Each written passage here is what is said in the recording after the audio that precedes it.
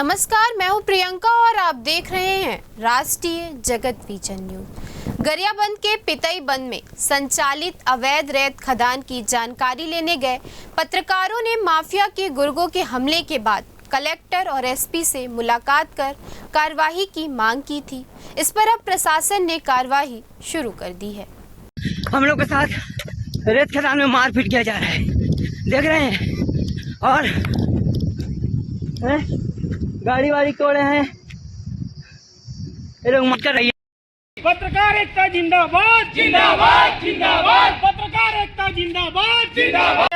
आगे और लड़ाई है। खनिज विभाग हाय हाय हाय हाय हाय, खनिज विभाग हाय हाय हाय हाय हाय, खनिज विभाग हाय हाय हाय हाय हाय। जिला प्रशासन होश में आओ, होश में आओ, होश में आओ। चूड़ी पहन के डांस करो। खनिज विभाग तुम्हें काम करो। हम सब एक है, हम सब एक है। पत्रकार एकता जिंदाबाद जिंदाबाद जिंदाबाद। कलेक्टर भगवान सिंह उइके ने जिला खनिज अधिकारी रोहित साहू को सो कॉज नोटिस भेजकर अवैध माइनिंग के खिलाफ कार्रवाई नहीं करने पर जवाब तलब किया है।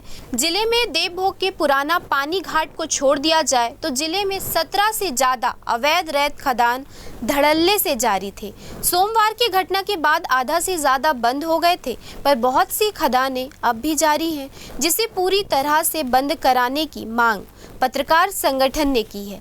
पत्रकारों की मांग पर कलेक्टर उइके और एसपी निखिल रागचे ने भरोसा दिलाया है कि अवैध खदानों तक हाईवा ना जा सके, इसके लिए वहां स्ट्रक्चर बनाकर मार्ग को अवरुद्ध किया जाएगा।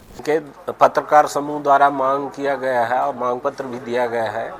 इसमें जो जहां से रेत निकलता है वहां के परिवहन को अवरुद्ध किया जाए, तो उसके संबंध में इन्होंने जो सुझाव दिया है उसके तहत वहां पर हम लोग बैरियर लगा के उसको रोकेंगे, ताकि कोई भी अवैध उत्खनन संबंधी कोई भी गाड़ियां नहीं आ पाएगी।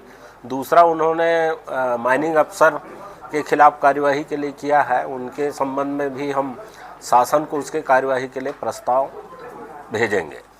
जितने भी हाईवा वगैरह से रेत की परिवहन होती है उस पर रोक लगाई जाएगी।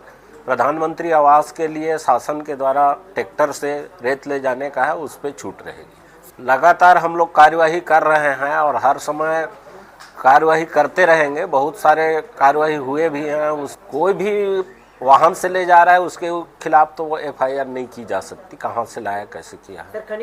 जहां अस्थायी रैंप बनाए गए उसे तोड़ा जाएगा। इसके साथ जिस पंचायत में ये गतिविधि जारी है वहां के पंचायतों को अलर्ट किया जाएगा।